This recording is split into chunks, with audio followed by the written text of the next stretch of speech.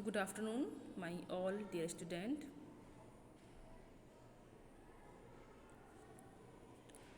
जैसा कि हमने पार्ट 9 वचन हिंदी सेकंड में जो हमारा चैप्टर है 9 वचन, इस चैप्टर के हमने किए थे आज क्वेश्चन आंसर तथा इसके बाद हमने किया था सर्वनाम के क्वेश्चन आंसर। तो एक बार हम इस चैप्टर को पुनः रिवाइज कर लेते हैं, इसे पढ़ लेते हैं, ठीक है। जैसा कि आपको सभी को पता है कि वचन किसे कहते हैं और वचन के कितने भेद होते हैं, ठीक है। तो फिर से बार हम वचन के बारे में पढ़ते हैं कि वचन किसे कहते हैं और वचन के कितने भेद होते हैं। तो इस चैप्टर को हम शुरू करते हैं।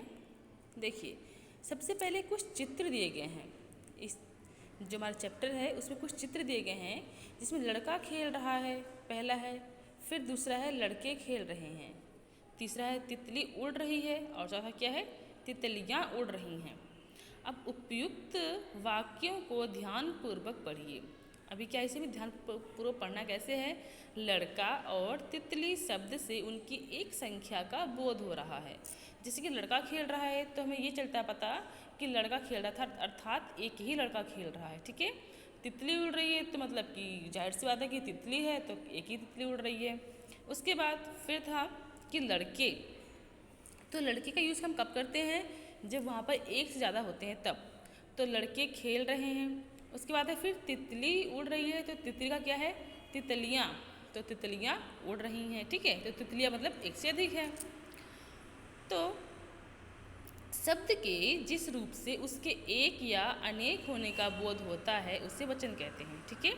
इसकी परिभाषा क्या है कि शब्द के एक या अनेक होने का बोध होता है उसे वचन कहते हैं, ठीक है बेटा। समझ में आ गया ना कि क्या है, शब्द के जिस रूप से उसके एक या अनेक होने का बोध होता है उसे वचन कहते हैं।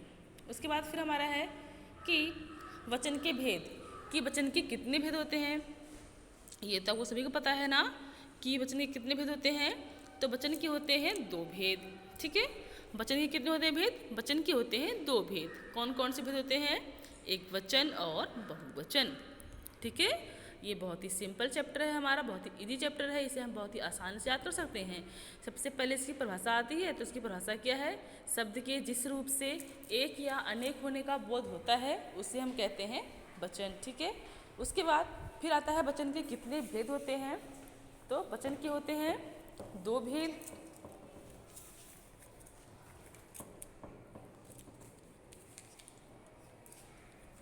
ठीक है। उसके बाद है वचन के होते हैं 2 भेद, एक वचन और बहुवचन।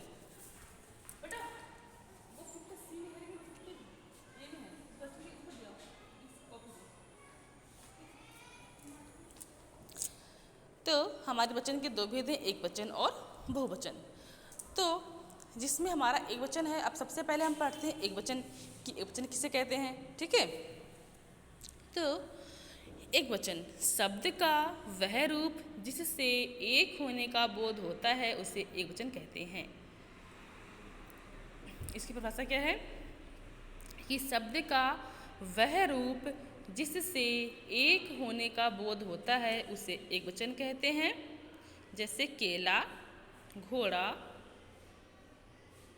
गाय, लड़की, पुस्तक, लोटा, मेज, कुर्सी, जूता आदि। क्या कहा गया कि शब्द का वह रूप जिससे एक होने का बोध होता है, ठीक है, जिससे एक होने का बोध होता है उसे कहते हैं हम एक वचन। जैसे कि कहा मैंने गाय, तो यहाँ पर गाय जब बोला गया है तो गाय एक ही गाय का बोध करा रही है, ठीक है। लड़की भी एक ही लड़की का बोध करा रही है, और पुस्तक, लोटा, मेज, कुर्सी, जूता आदि ये सब एक ही वस्तु का बोध करा रहे हैं, एक ही चीज़ का बोध करा रहे हैं। तो ये क्या हो गया, हमारे एक वचन हो गए, ठीक है। उसके बाद हमारा आता है बहुवचन। तो बहुवचन क्या है, देखिए, शब्द के जिस रूप से अनेक संख्या का बोध होता है, मतलब कि सबसे पहले एक वचन था तो उसमें एक था, अब अनेक में क्या हो गया, एक से अधिक हो गया, ठीक है। तो क्या हो गया, अनेक संख्या हो गई ना। तो शब्द के जिस रूप से अनेक संख्या का बोध होता है उसे बहुवचन कहते हैं। जैसे केले, घोड़े, गायें, लड़कियाँ, पुस्तकें, लोटे, मोजे, कुर्सियाँ, जूते आदि। ठीक है, आप इसे इनके एग्जाम्पल से आप समझ सकते हो। जैसे गाय कहा गया था तो यहाँ पे क्या है, गायें हैं। ठीक है, मतलब कि एक से अधिक है। फिर आपका है लड़की है तो क्या हो गया, लड़कियाँ। लड़की एक संख्या एक का बोध करा रही है और लड़कियाँ एक से अधिक का। और पुस्तक भी एक है लेकिन पुस्तकें एक से अधिक हैं। ठीक है, लोटा एक है और लोटे एक से अधिक हैं। मेज एक है लेकिन मेजें एक से अधिक हैं। कुर्सी एक है लेकिन कुर्सियाँ एक से अधिक हैं। और जूता एक है लेकिन जूते एक से अधिक हैं। ठीक है, तो अब आपको समझ में आ गया होगा ना कि जहाँ पर एक चीज़ का बोध होता है वहाँ पर एक वचन होता है, और जहाँ पर अधिक संख्या का बोध होता है वहाँ होता है बहुवचन। ठीक है, उसके बाद फिर देखिए बेटा, यहाँ पे क्या है, एक वचन से बहुवचन बनाने के नियम कैसे है। शब्दों के अंतिम में आ को ए में बदल दिया जाता है। कैसे, जैसे कि किताब है तो इसको हम बनाएंगे ए में, तो कैसे जाएगा, किताबें। ए आया ना बेटा, एक मात्रा हुई ना उसमें। आँख, आँखें, दवात, दवातें, बात, बातें, चप्पल, चप्पलें, रात, रातें, बहन, बहनें, कलम, कलमें, चाल, चालें, साइकिल, साइकिलें। ठीक है, फिर दूसरा है कि शब्दों के अंत में आ के बाद ए लगा दिया जाए। ठीक है, चंद्र बिंदु है एक ऊपर, तो क्या हो जाएगा, माला, मालाएं, सेना, सेनाएं, कला, कलाएं, कथा, कथाएं, सभा, सभाएं, बांधा, बांधाएं, सिला, सिलाएं, कविता, कविताएं, शाखा, शाखाएं, महिला, महिलाएं, माता, माताएं और लता, लताएं। ठीक है, उसके बाद इसके क्वेश्चन आंसर देखिए। एक क्वेश्चन तो मैंने 22 कराया था और बाकी आज मैंने कराया 25 को, आज की डेट में कराया है। ठीक है, तो जैसे पहला क्वेश्चन है कि वचन का क्या अर्थ है, तो आपको पता है ना कि वचन का अर्थ होता है संख्या। ठीक है, तो वचन का अर्थ है संख्या। ठीक है, बहुत ही सिंपल सा आंसर है। ठीक है ना, वचन का क्या अर्थ है, संख्या।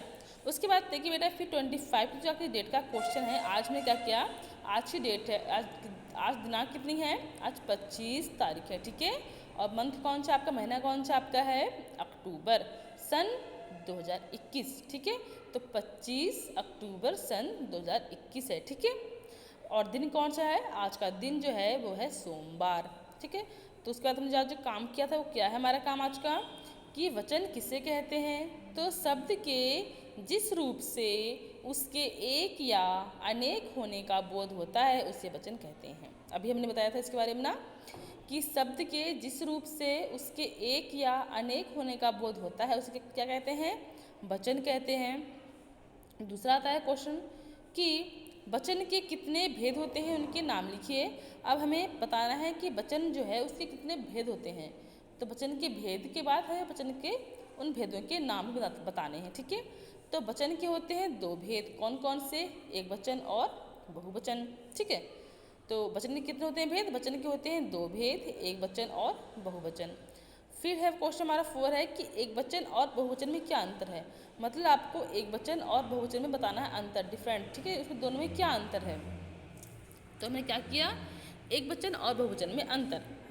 तो आप सबसे पहले हमें बताना अंतर एक वचन का, तो क्या बताया हमने कि एक वचन शब्द का वह रूप जिससे उसके एक होने का बोध होता है उसे एक वचन कहते हैं। ठीक है ना, बहुत ही सिंपल, इसकी परिभाषा बहुत ही सरल है। कैसे है, शब्द का वह रूप जिससे उसके एक होने का बोध होता है उसे एक वचन कहते हैं, जैसे केला, घोड़ा, लड़की आदि। फिर दूसरा है बहुवचन, तो बहुवचन क्या है, शब्द के जिस रूप से अनेक संख्या का बोध होता है। ठीक है ना, एक वचन में क्या है, एक का हो रहा है और बहुवचन में अनेक का हो रहा है। ठीक है, अनेक संख्या का बोध होता है उसे क्या कहते हैं, उसे बहुवचन कहते हैं। तो जैसे केले, घोड़े, लड़कियां आदि। तो ये तो हमने क्वेश्चन आंसर किए थे पार्ट 9 वचन के। ठीक है ना, ये चैप्टर आपका कंप्लीट होता है।